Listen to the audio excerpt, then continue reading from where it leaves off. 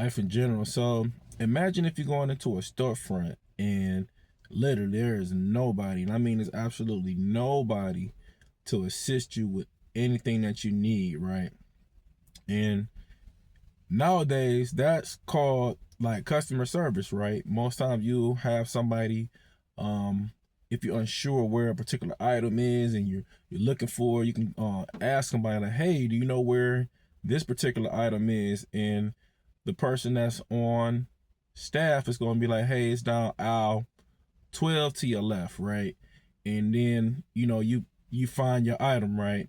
But I think some businesses are really trying to like fatten their bottom line and cut the whole human interaction out of the equation. Check out this video real quick. I'm gonna give some commentary during and after the video. All right. If you haven't seen this trend yet, I'm told it's likely you will. We connected with locally owned businesses doing everything from retail to recreation without a single on-site employee, something they say means more flexibility for customers and lower prices. From robotic and automatic delivery services, the ones you've seen on sidewalks across the city, to the self-driving cars we know are taking off on the streets of Chicago. It's clear we are entering a new era, a more autonomous one. Just look at this. And all I do is... The tap of an app can unlock a door. It's unlocking, it's opening that door, you walk right in.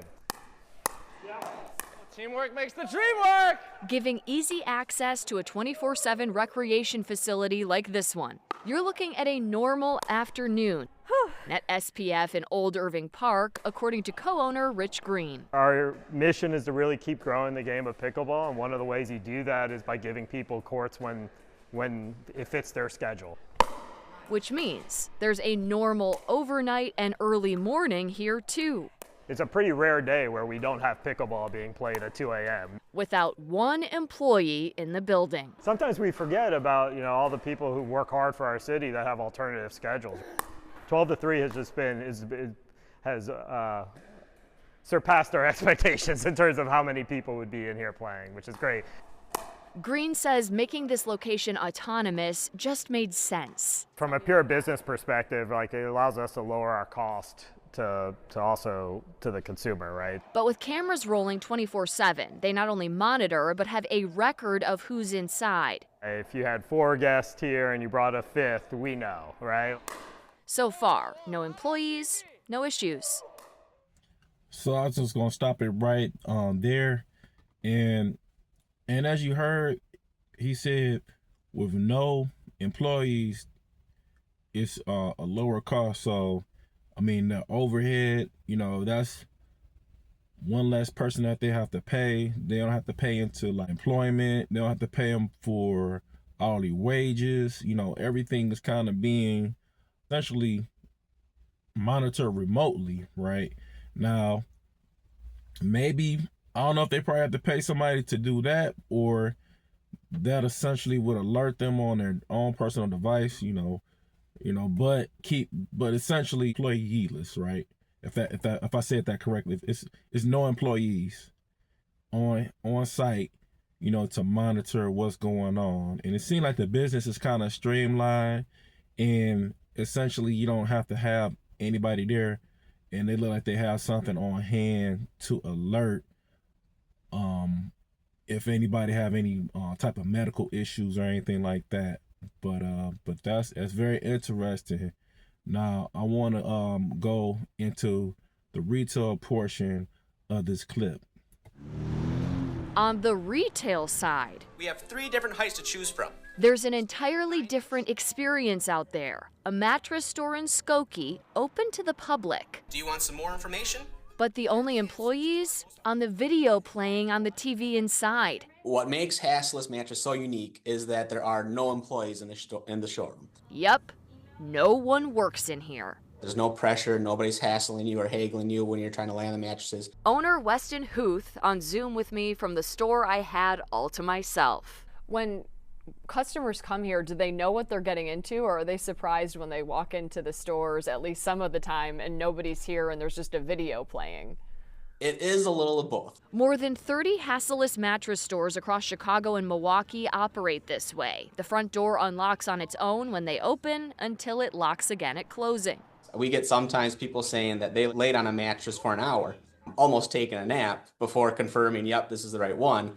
But how do they make sure people don't walk in here and make themselves a little too comfortable? And you've never had an issue with someone showing up to one of your locations and trying to sleep overnight? No, certainly nothing that I can think of.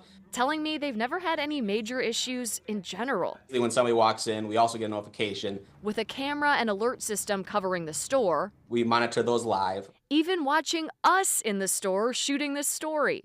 I see you guys are hanging out in the store. Allowing remote employees to intervene if they have to, reminding shoppers of the store's hours. But we're gonna have to ask that, you would come back tomorrow. And worst case, calling police. The other aspect of a store like this, no staff means a much lower overhead cost. We're really able to save a lot of costs, and we're able to pass that along and save our customers money. So what did we learn about this trend? Empty stores, open courts, self-service. Could just be the future here. I reached out to a number of business groups and organizations in reporting this story. Many, like the Better Business Bureau, told me it's too early to weigh in. They're monitoring this and, quote, it's an interesting technology trend that we're seeing in very isolated cases and something we'll have to wait and see how the public reacts. Reporting in the newsroom, I'm Tara Molina, CBS News Chicago investigators. Now, as you saw, it truly is like the bottom line, essentially they want to save customer money because you gotta keep in mind that's somebody's salary that they don't have to pay. There's no commissions that they have to pay. So that essentially, quote unquote, they can pass those savings to the customer, right? And are they really? And even nowadays, if you make it like a big purchase, such as like a mattress or any type of appliance, you know what I'm saying, you definitely would want somebody insight on,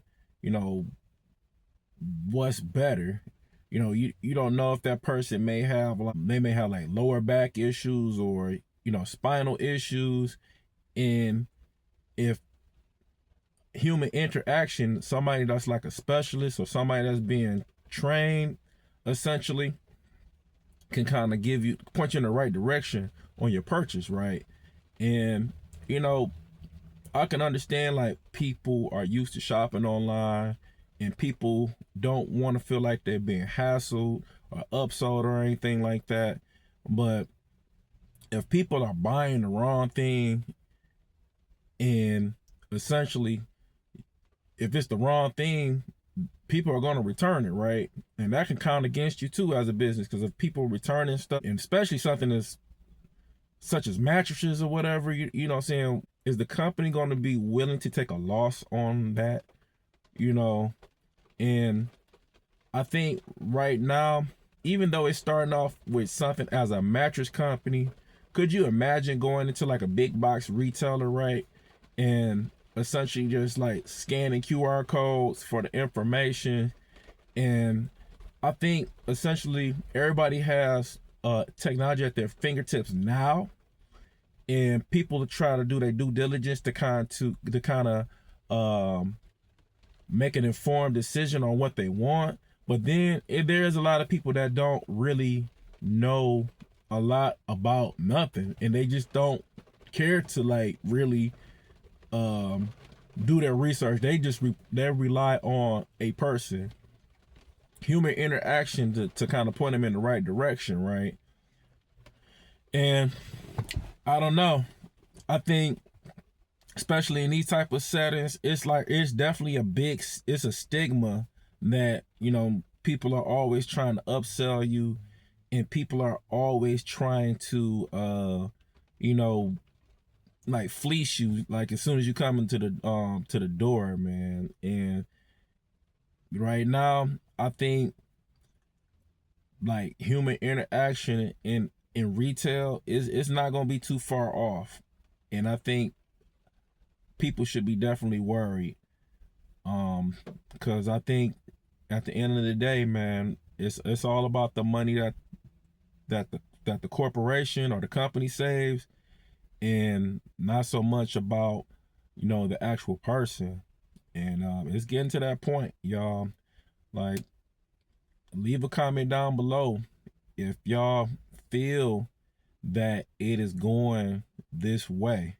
All right, y'all. I appreciate y'all tuning in to what I gotta say, and I'll catch y'all on the next one. Peace.